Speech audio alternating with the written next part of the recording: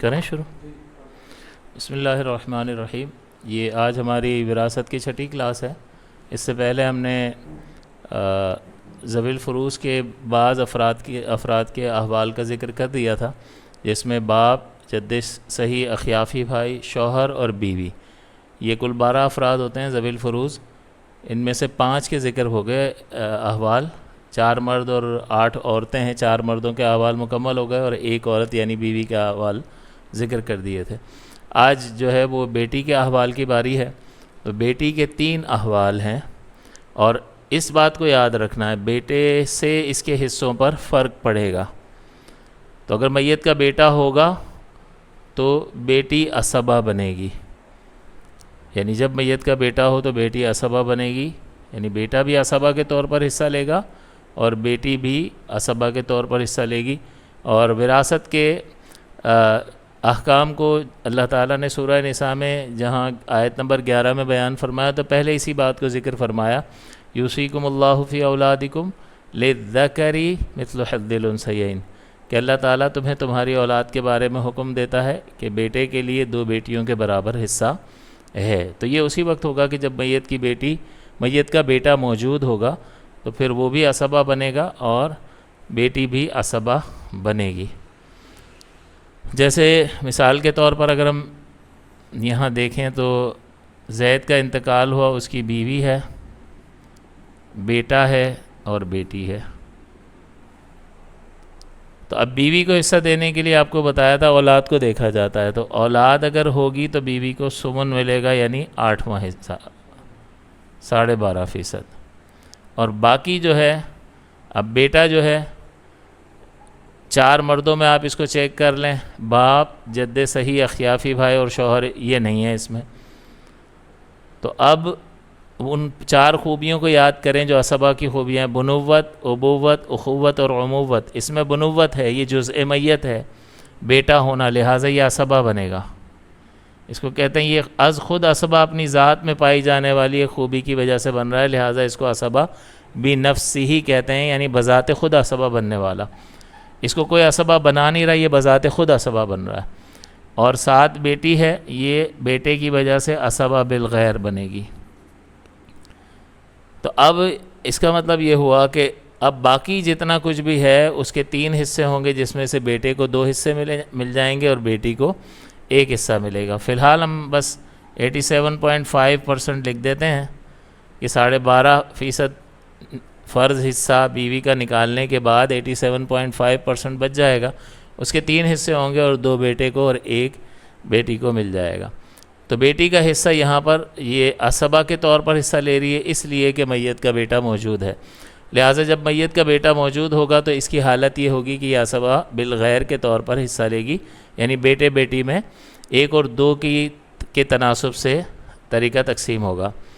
پھر اگر اب اگلی حالت بنا لیں، یہاں بیٹا ہے، اب نہ ہونے والی حالت بنا لیں، اس سے فرق پڑے گا اس کو، کہ بیٹا نہ ہو تو پھر ان کی تعداد پہ فیصلہ ہوتا ہے، 1 بیٹی ہو تو نصف، زائد ہوں تو ثلثان۔ تو اگر ایک لائن میں ان تینوں احوال کو یاد رکھنا ہو تو 1 لائنر یہ ہے، میت کا بیٹا ہو تو عصبہ بالغیر، ورنہ ان کی تعداد پہ فیصلہ، 1 بیٹی ہو تو نصف، زائد ہو تو ثلثان۔ لہٰذا اگر یوں ہو کہ زید کا انتقال ہوا، زید کا باپ موجود ہے، زید کی بیوی بھی موجود ہے اور 4 بیٹیاں ہیں،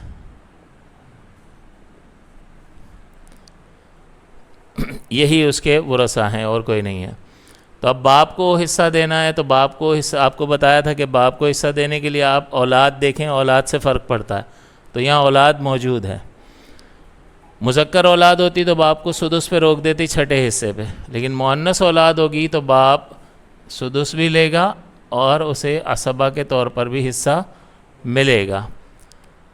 پھر بیوی کو حصہ دینا ہے تو اس کے لیے اولاد کو چیک کریں، اور کسی رشتہ دار کو چیک کرنے کی ضرورت نہیں ہے، اولاد چیک کریں، اولاد ہے تو بیوی کو سمن 12.5% مل جائے گا۔ بیٹیوں کا حصہ دیکھیں، بیٹا یہاں نہیں ہے لہٰذا ان کی تعداد پہ فیصلہ ہوگا، 1 ہوتی تو نصف دیتے، زائد ہیں تو ہم یہاں ان کو ثلثان دیں گے، 2/3۔ 66.66. तब ये 66 फिर 12.5% और 16.66%. इनको अगर टोटल करें तो कितना बन जाएगा?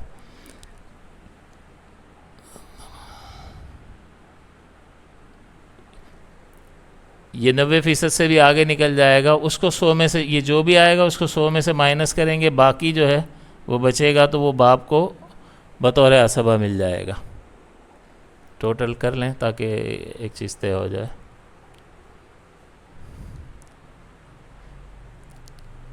3 पॉइंट समथिंग ऐसा कुछ बचना चाहिए. 95.76 तकसीम हो गया, 100 में से माइनस करेंगे 4.24. तो ये 4.24 जो है इसको बतौर असबा भी मिल जाएगा. फिर ये टोटल इसका कर लेंगे तो बाप का कुल हिस्सा सामने आ जाएगा 20.9, तकरीबन 21% के करीब इसको मिल रहा है. इन तीनों का टोटल करेंगे तो 100 रुपये पूरे हो जाएंगे, 100% मुकम्मल हो जाएगा. लिहाजा हम यहाँ पर बेटी के अहवाल देख रहे थे, तो बेटी में हमने देखा कि बेटा मौजूद नहीं है, तो इनकी तादाद पे फ़ैसला होगा. एक से ज़ायद बेटियाँ हैं तो उनको सुलुसान दिया जाएगा, यानी 2/3 दिया जाएगा. फिर इसके बाद अगर मिसाल के तौर पर यूँ हो कि ज़ैनब का इंतकाल हुआ, उसका शौहर है और दादा है और बेटी है. अब शौहर को हिस्सा देना है तो शौहर को औलाद से फ़र्क पड़ता है. औलाद यहाँ मौजूद है, लिहाजा रुबू मिलेगा 25%. दादा को भी औलाद से फ़र्क पड़ता है. मुज़क्कर औलाद होती तो सुदुस पे रोक देती, मुअन्नस औलाद है तो सुदुस भी है और इसके ये असबा के तौर पर भी हिस्सा लेगा. और बेटी को देखें, यहाँ पर बेटा नहीं है तो ये वाली हालत बेटी की नहीं होगी, असबा नहीं बनेगी. फिर इनकी तादाद पे अब या तो निस्फ़ है इसके लिए या सुलुसान है, तो तादाद पे फ़ैसला होगा. एक बेटी होती है तो निस्फ़ इसका होता है. तो आप देखें 50% एक हो गया, 16.66% एक चला गया और 25%, तो ये 75 और 16.66 91.66 तकसीम हो चुका. अब तकरीबन जो है 92 निकल गया, तो 8.33 गालिबन बच जाएगा. ऐसा ही है. ये बतौर असबा मिल जाएगा. ये सुदुस है और बतौर असबा भी दादा जान को हिस्सा मिलेगा. तो यहाँ हम बेटियों के अहवाल को डिस्कस कर रहे हैं, तो बेटी के हालत को देखने के लिए हमने बेटे को चेक किया, नहीं था तो इनकी तादाद पे फ़ैसला. एक बेटी होगी तो निस्फ़, ज़ायद हो तो उसे सुलुसान दिया जाएगा. अब देखें मज़ीद मिसाल एक दो देख लेते हैं. ज़ैद का इंतकाल हुआ, उसकी 3 बेटियां हैं और ज़ैद का चचा है. ज़ैद का चचा और कोई भी नहीं है. तो अब बेटियों का मालूम करने के लिए बेटे से फ़र्क पड़ता है. बेटा यहाँ नहीं है, तो अब ये वाली हालत निकल गई. इन दो में से या तो निस्फ़ होगा या सुलुसान. तादाद पे फ़ैसला होगा, एक से ज़ायद हैं, लिहाजा बेटियों को सुलुसान यानी 66.66% दिया जाएगा. और चचा जो है ये मर्द है, रिश्तेदार है. अब देख लें 4 ज़विल फ़ुरूज़ में देखें, बाप, जद्दे सही, अखियाफ़ी भाई और शौहर, इसमें ये नहीं आया इसका नाम. तो अब वो 4 खूबियाँ ज़िक्र देख लें. बनुवत बेटा होना नहीं है इसमें, अबूवत बाप होना भी नहीं है, उखुवत भाई होना भी नहीं है, उमूवत चचा होना इसमें है. लिहाजा यह असबा बिनफ्सी ही बन गया, अपनी ज़ात के एतबार से असबा बन गया. और जब असबा बन गया तो असबा होता ही वो है कि ज़विल फ़ुरूज़ को देने के बाद बचे हुए माल को लेने वाला. या ज़विल फ़ुरूज़ ना हो तो उनकी अदम मौजूदगी में कुल माल का हक़दार. लिहाजा अगर ज़ैद का इंतकाल हुआ और सिर्फ़ उसका चचा था तो सारी जायदाद चचा को मिल जाएगी. इसी तरह अगर यूँ हो, फ़र्ज़ करें कि ज़ैद का इंतकाल हुआ, उसकी बेटी है और भतीजा है, भाई का बेटा, और कोई भी नहीं है, رشتہ دار وارث. تو اب دیکھیں بیٹی کو بیٹا متاثر کرے گا, بیٹا یہاں نہیں ہے, تو یہ والی حالت تو نکل گئی. اب ان دو میں سے ایک ہے تو تعداد پہ فیصلہ ہوگا, ایک بیٹی ہو تو نصف ملتا ہے, لہٰذا نصف اس کو دے دیا 50%. بھتیجا مرد ہے, 4 مردوں میں چیک کریں ذوی الفروض میں, باپ, جد صحیح, اخیافی بھائی, شوہر. بھتیجا نہیں آیا اس میں, تو اب چیک کر لیں کہ اس میں وہ خوبیاں جو 4 ہیں, بنوت, ابوت, اخوت والی خوبی پائی جا رہی ہے کہ بہرحال بھائی کے واسطے سے بھائی کی اولاد ہے, تو لہٰذا یہ عصبہ بنفسہ ہی بنے گا, اور بھتیجا جو ہے وہ 50%. کسی کے وہم و گمان میں بھی نہیں ہوتا, یعنی اگر آئیں گے تو مسئلہ پوچھنے آئیں گے تو کہیں گے بھائی ایک بیٹی ہے, اور آئیں گے بھی نہیں, کہیں گے سب بیٹا یہ تم اکیلی ہو, تمہارا ہی ہے. تو یہ وہم و گمان میں بھی نہیں ہوگا کہ بھتیجا بھی کہیں جا کے آگے بن جائے گا وارث, اور کتنا بنے گا, اتنا بڑا وارث بنے گا کہ 50% وہ لے جائے گا. لہٰذا اس میں اس بات کا احتیاط ہونا چاہیے, اس بات کی احتیاط کرنی چاہیے کہ جیسے کسی کا انتقال ہو تو ورثہ کسی عالم دین کو بتا کر فتویٰ لے لینا چاہیے کہ بھئی کس کو کیا حصہ ملے گا. تو پھر وہ پوچھ لیتے ہیں کہ فلاں رشتہ دار ہے, فلاں ہے, فلاں ہے. وہ سوالات کر اگر آپ بتائیں گے نہیں, یا مطلب ضروری نہیں ہے کہ بدنیتی ہو اور نہ بتائے کوئی, یہ بھی ہو سکتا ہے اس کو بیچارے کو پتہ ہی نہ. اب یہاں پہ کیا پتہ ہوگا اس کو کہ بھتیجے کو ملے گا, تو بھتیجے کا تذکرہ ہی نہیں ہوگا, یاد ہی نہیں آئے گا, اس کی طرف توجہ ہی نہیں جائے گی. تو اس کا مطلب یہ نہیں ہے کہ بدنیتی ہے, اور وہم و گمان میں بھی نہیں ہے. تو لہٰذا پھر پوچھ لیتے ہیں کہ بھئی فلاں ہے, فلاں ہے, یعنی ہمیں تو پتہ ہوتا ہے, تو ہم پاسبل کہ بھئی ممکنہ طور پر کون کون وارث بنتا ہے وہ پہیلی بجھواتے رہتے ہیں, تو بات سامنے آ جاتی ہے. کیونکہ اس صورت میں ہم زیادہ فوکس اسی پہ کرتے ہیں کہ بھئی بھائی, بھتیجا, چچا, چچا کا بیٹا تو نہیں ہے, اگر ہے تو پھر وہ بنے گا. تو بہرحال یہ بیٹی کے احوال تھے, اور بالکل آسان ہے, اتنا کوئی بہت زیادہ مشکل نہیں ہے اس میں.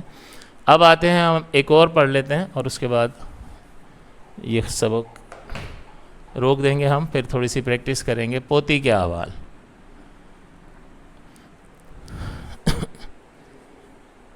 ٹوٹل 12 افراد تھے, اس میں 8 عورتیں تھیں. ایک بیوی کے احوال کر لیے, بیٹی کے کر لیے, اور اخیافی بہن کے احوال اخیافی بھائی والے ہی ہیں, وہ بھی ہو گیا. تو 3 خواتین ہو گئیں, باقی 5 رہ گئیں. اس میں یہ ایک پوتی بھی ہے. پوتی جو ہے اس کی 6 حالتیں ہیں.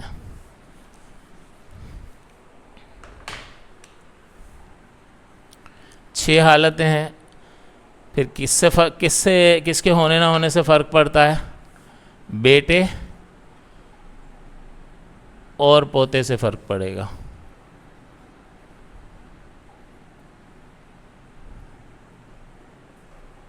یوں کرتے ہیں,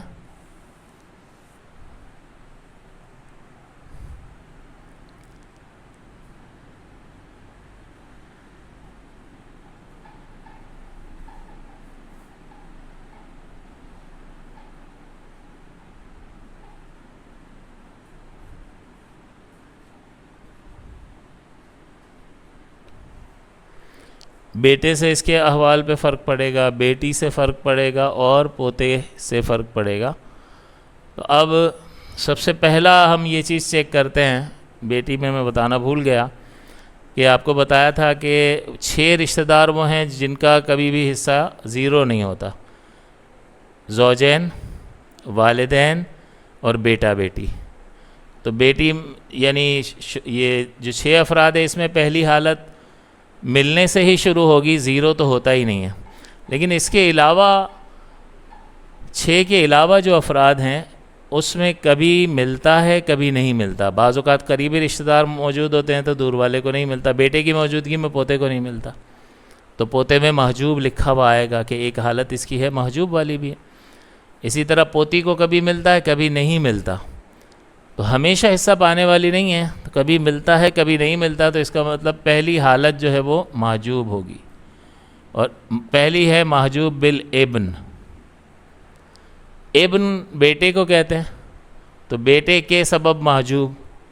اس کا مطلب یہ ہوا کہ جب میت کا بیٹا ہو, یہ محجوب کب ہوگی؟ جب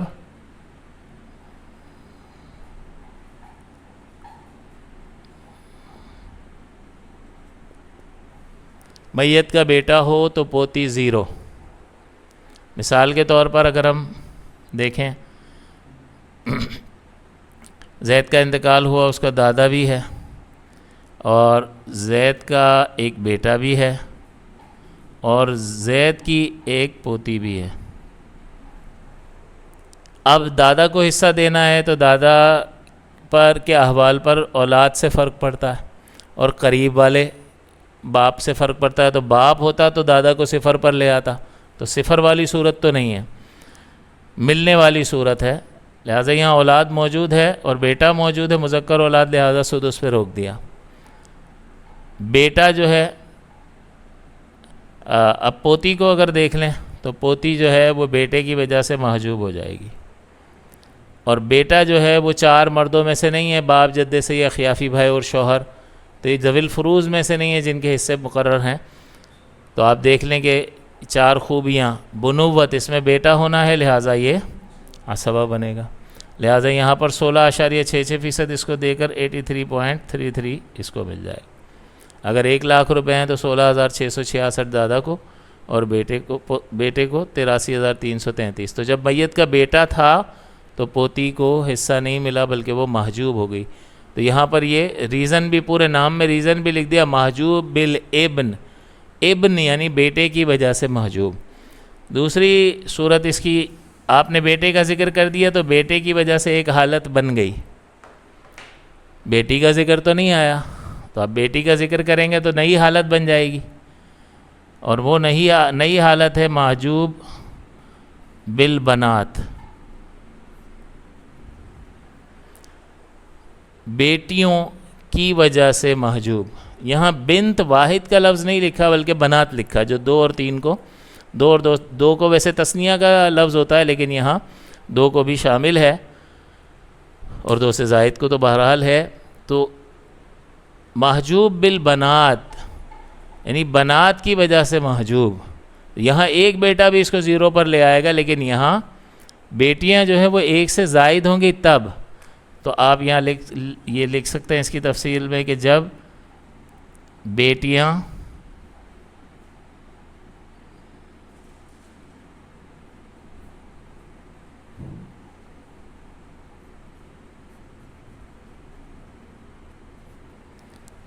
ایک سے زائد ہوں تب بھی پوتی 0 پر آ جائے گی۔ لہٰذا اگر ہم کوئی مثال حل کریں کہ زید کا انتقال ہوا، اس کی بیوی ہے اور اس کی 2 بیٹیاں ہیں اور 4 پوتیاں ہیں،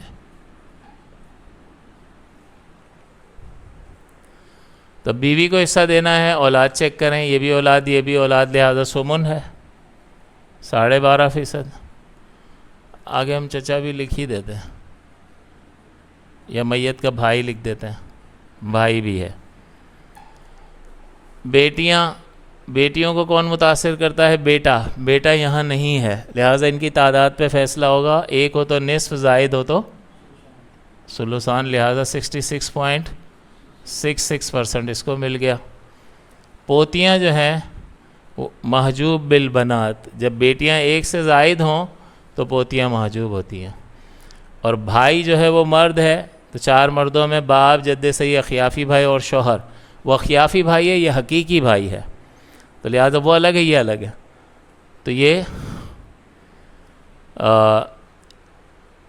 ذوی الفروض میں سے تو نہیں ہے لیکن اس میں اخوت ہے، لہٰذا یہ عصبہ بنفسہ،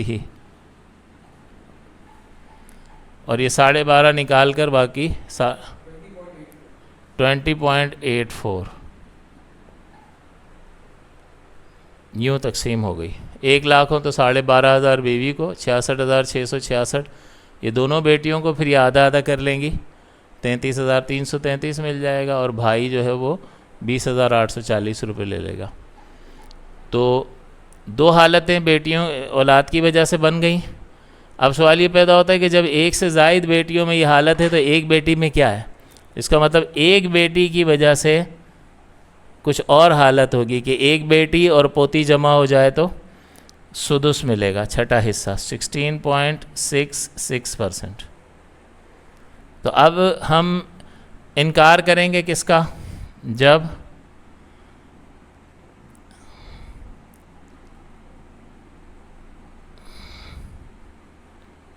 میت کی ایک بیٹی ہو اور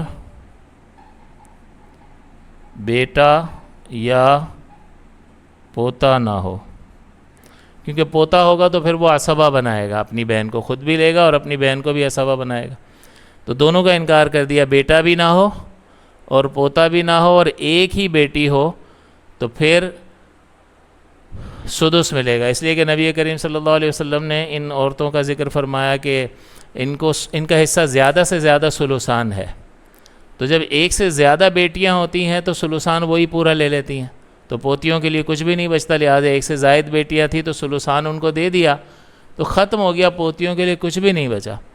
لیکن اگر ایک بیٹی ہوگی تو وہ نصف لیتی ہے، تو پھر ثلثان میں سے نصف مائنس کریں گے تو سدس بچ جائے گا۔ کیسے پتہ چلا؟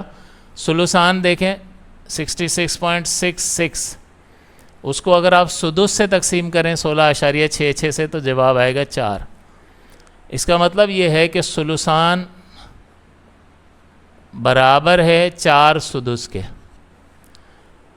تو نبی کریم نے فرمایا کہ بیٹیوں کا زیادہ سے زیادہ حصہ ثلثان ہے، تو جب وہ ایک سے زائد ہوتی ہیں تو زیادہ سے زیادہ حصہ لے لیتی ہیں اور اب پوتیوں کے لیے کچھ بھی نہیں بچتا، لیکن جب وہ ایک بیٹی ہوتی ہے تو اس کو ملتا ہے نصف، اور آپ نصف یعنی 50 کو 16.66 سے تقسیم کرو گے تو جواب 3 آئے گا۔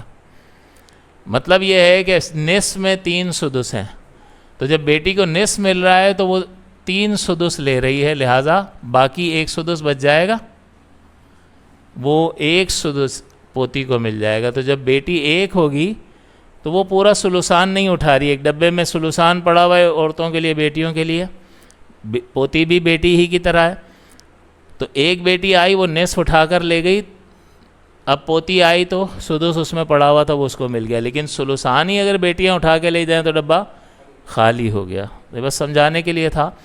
تو بہرحال آپ دیکھیں اولاد سے فرق پڑا، بیٹا تھا پوتی 0، ایک سے زائد بیٹیاں تھیں پوتی 0، ایک بیٹی ہے تو چونکہ ان کا زیادہ سے زیادہ حصہ ثلثان ہوتا ہے تو ایک بیٹی نصف لے گی تو سدس بچ جائے گا، تو اس کا سدس حصہ ہے۔ اگلا جو ہے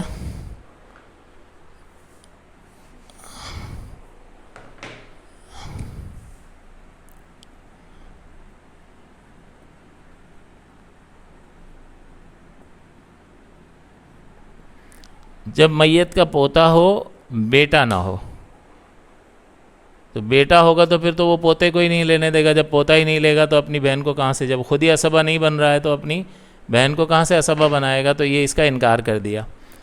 تو اگلی حالت بن جائے گی عصبہ بالغیر، جیسے اگر ہم مثال کو سمجھیں، عائشہ کا انتقال ہوا، اس کا شوہر ہے اور پوتا پوتی ہیں، تو شوہر کو حصہ دینا ہوتا ہے تو اولاد چیک کرتے ہیں، یہ اولاد ہے لہٰذا ربع ملے گا، کم سے کم حصہ اس کا 25% ہے، اور پوتا پوتی جو ہے وہ پوتا عصبہ بنے گا اور اسے بھی عصبہ بنائے گا، یعنی اب 75% جو ہے وہ باقی اس کو 3 ٹکڑے کریں گے، جس میں سے 50 اس کو مل جائے گا اور 25 اس کو مل جائے گا۔ للذکر مثل حظ الانثیین۔ تو اب دیکھیں یہاں پر بیٹا نہیں ہے بلکہ پوتا ہے، تو پوتی عصبہ بن جائے گی۔ فرض کریں یہاں پر اگر بیٹیاں آ جاتی تو آپ نے بیٹیوں کا ذکر کیوں نہیں کیا، وہ بھی تو اس کو 0 پر لاتی ہیں، لیکن پوتے کے ہوتے ہوئے 0 پر نہیں۔ یہاں پر یہ لکھنا چاہیے تھا ہمیں کہ جب بیٹیاں ایک سے زائد ہوں اور پوتا نہ ہو۔ تو مثال کے طور پر اگر یہاں میں لکھتا ہوں کہ زید کی 5 بیٹیاں ہیں اور پوتی ہے، تو اب آپ دیکھیں گے کہ بیٹیاں ایک سے زائد ہیں تو محجوب بالبنات یہ 0 پہ چلی جائے گی، لیکن ساتھ اگر پوتا بھی ہو تو پوتا پاورفل ہے، پھر یہ خود بھی عصبہ بنے گا اور اس کو بھی بنائے گا۔ تو بیٹیوں کو ہمیں حصہ دینا ہے تو بیٹا نہیں ہے، لہٰذا ان کی تعداد پہ فیصلہ ہوگا، ایک سے زائد ہیں تو سلوسان دے دیا، 66 نکل گیا، 33 رہ گیا. اور پوتا ہے، پوتے میں بنوت ہے، بیٹا ہونا ہے، تو یہ عصبہ بنفس ہی بنے گا. اور اپنی بہن کو، یہ پوتی کو عصبہ بالغیر، یہ اس کی کزن بھی ہو سکتی ہے لیکن بہن بھی ہو سکتی ہے، تو یہ عصبہ بالغیر. اب یہ 33% بچ گیا. اس کے 3 ٹکڑے ہوں گے، 2.22 اس کو آ جائے گا، اور 1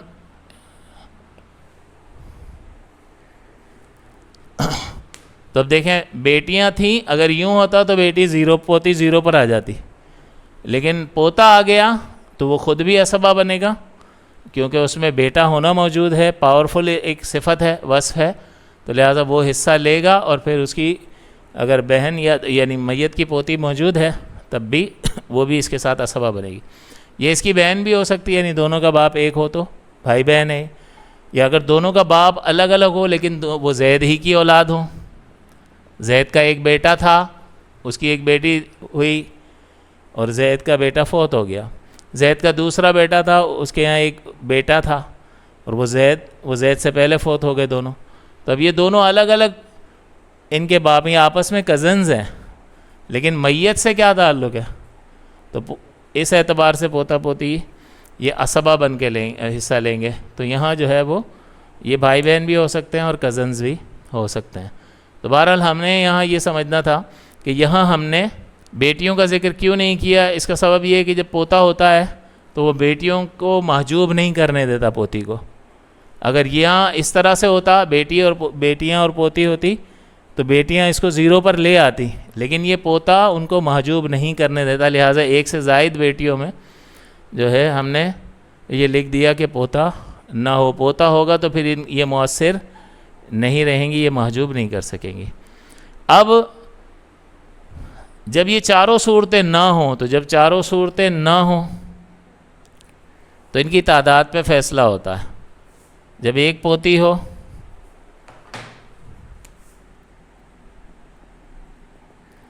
اور کون کون نہ ہو، بیٹا نہ ہو، بیٹی نہ ہو، اور پوتا نہ ہو.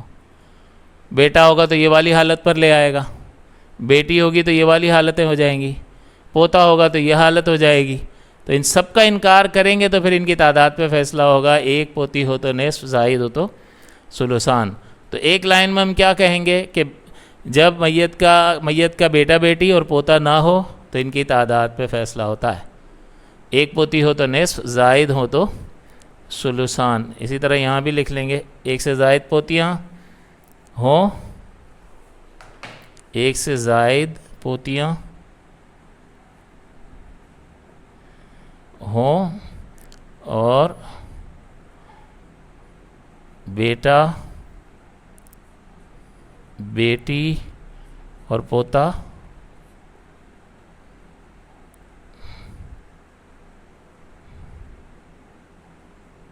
نہ ہو.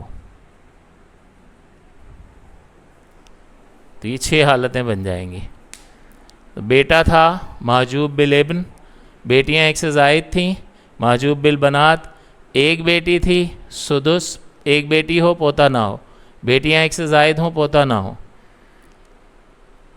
بیٹا نہیں ہے پوتا ہے تو عصبہ، اور ان میں سے کوئی بھی نہیں ہے تو پھر ان کی تعداد پہ فیصلہ ہوگا. یعنی نہ بیٹا بیٹی ہے نہ پوتا ہے تو پوتیوں کی تعداد پہ فیصلہ ہوگا. ایک ہو تو نصف، زائد ہو تو ثلثان اس کو ملے گا. اگر ہم کچھ مثالیں دیکھیں اس کی تو بات اور واضح ہو جائے گی. جیسے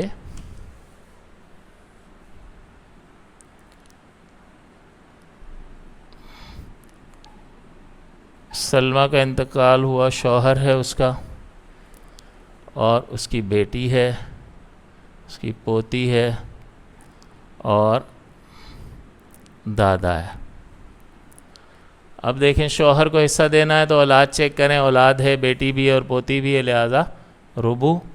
بیٹی کو حصہ دینا ہے تو اس کی 3 حالتیں ہیں. بیٹا متاثر کرے گا، بیٹا ہے ہی نہیں تو ان کی تعداد پہ فیصلہ ہوگا. ایک ہو تو نصف، زائد ہو تو ثلثان. ایک ہے نصف دے دیا. پوتی کو حصہ دینا ہے، بیٹا نہیں ہے ورنہ 0 پہ آ جاتی، بیٹیاں ایک سے زیادہ نہیں ہیں ورنہ زیرو پہ آ جاتی. بیٹی ایک ہے اور پوتے کا نام و نشان نہیں ہے، تو لہٰذا جب بیٹی ایک ہو اور پوتا نہ ہو، بیٹا اور پوتا نہ ہو، تو سدس چھٹا حصہ مل جائے گا. اب دادا کو حصہ دینا ہے، مذکر اولاد ہوتی تو سدس پہ روک دیتی، لیکن مؤنث اولاد ہے لہٰذا سدس بھی ہے اس کے لیے اور یہ عصبہ بھی بنے گا. لہٰذا آپ دیکھیں گے کہ کچھ بچتا بھی ہے، یعنی 50% تو یہاں چلا گیا، 25% یہاں چلا گیا، 16.66 یہاں چلا گیا، 16.66 یہاں چلا گیا. تو یہ کتنا ہو گیا؟ 100 سے بھی زائد ہو گیا. ہاں، تو عصبہ کے طور پر اس کے لیے کچھ بھی نہیں بچا. اور یہ 108 کیسے بانٹیں گے؟ اس کو آل کہتے ہیں. یہ چیپٹر جب آئے گا تو ہم اس کو حل کر لیں گے. ایسا بھی ہوتا ہے. یوں ہی اگر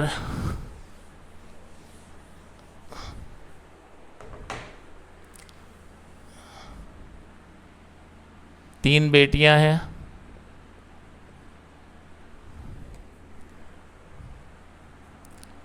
دو پوتیاں ہیں، بس یہی ہیں، تو تین بیٹیوں کو حصہ دینا ہے تو بیٹے کو چیک کریں گے، وہ اس کو تنگ کرتا ہے. اگر وہ ہوتا تو عصبہ بن جاتی، 2 اور 1 کے ریشو سے تقسیم ہوتی نہیں ہے. تو اب ان کی تعداد پہ فیصلہ ہوگا. 1 سے زائد ہے تو ثلثان. کتنے لگا دیے؟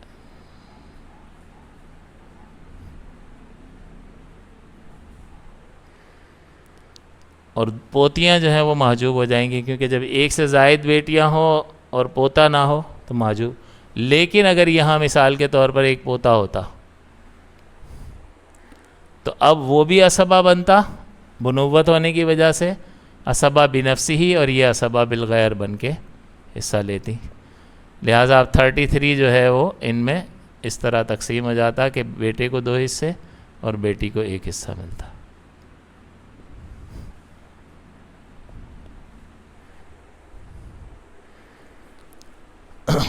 تو یہاں اس طرح کر رہے تھے تو پوتی محجوب ہو رہی تھی، لیکن پوتا آ گیا تو 1 سے زائد بیٹیاں ہوں، پوتا نہ ہو، زیرو. لیکن پوتا آ گیا تو اب بیٹیوں کی تاثیر اس کو محجوب کرنے کی ختم ہو گئی. اس کا بھائی آ گیا یا کزن، تو وہ خود بھی عصبہ بن رہا ہے اور اسے بھی عصبہ بنائے گا. تو امید ہے کہ یہ ساری مثالوں کے ساتھ یہ بات واضح ہو گئی ہوگی کہ اس کی 6 حالتیں ہیں، اور اس پر کس سے فرق پڑتا ہے؟ بیٹے سے، بیٹی سے اور پوتے سے. بیٹے سے ایک ہی حالت بنتی ہے، نہیں بیٹا ہوگا 0. بیٹیوں سے 2 حالتیں بنتی ہیں، 1 سے زائد بیٹیاں ہوں گی اور پوتا نہیں ہوگا تو 0. 1 بیٹی ہوگی اور پوتا نہیں ہوگا تو سدس. پوتا ہوگا تو پھر یہ والی حالت بن جائے گی. تو یہاں سے 4 حالتیں بن گئی، 1 اس کی وجہ سے، 2 اس کی وجہ سے اور 1 اس کی وجہ سے، یہاں تک لے آئے. اور پھر سب کا انکار کریں گے تو یہ باقی 2 رہ جائیں گے ان کی تعداد پہ فیصلہ کرنے کے لیے کہ 1 پوتی ہو تو نصف اور زائد ہو تو ثلثان حصہ ان کو دیا جائے گا. یہاں تک آج رکھتے ہیں سبق. اور اس کو اگر آپ 2-3 بار اگر آپ اس ویڈیو کو دیکھیں اور مثالوں پہ غور کریں تو انشاءاللہ اللہ کی رحمت سے امید ہے کہ یہ آپ کو یاد بھی ہو جائے گا. اس کو رٹا لگانے کی ضرورت نہیں ہے. آپ بس یہ والی لائن اگر آپ کو یاد رہ جائے اور اچھی طرح سے یعنی اچھی انڈرسٹینڈنگ ہو آپ کی، آپ اس کو اچھی طرح سے سمجھ لیں تو پھر سمجھنے کے بعد رٹا لگانے کی ضرورت نہیں ہے. اور سمجھ لیں گے تو ذہن سے کبھی نکلے گا بھی نہیں. اور رٹے لگائیں گے تو چند دن اگر یاد ہو بھی جائے تو چند دن کا مہمان ہوگا اور پھر وہ رخصت ہو جائے گا. لہٰذا مناسب یہی ہے کہ 1-2 بار 3 بار اس ویڈیو کو دیکھیں اور غور کریں اور سمجھنے کی کوشش کریں مثالوں کی روشنی میں. انشاءاللہ اللہ تعالیٰ آسانی فرمائے گا.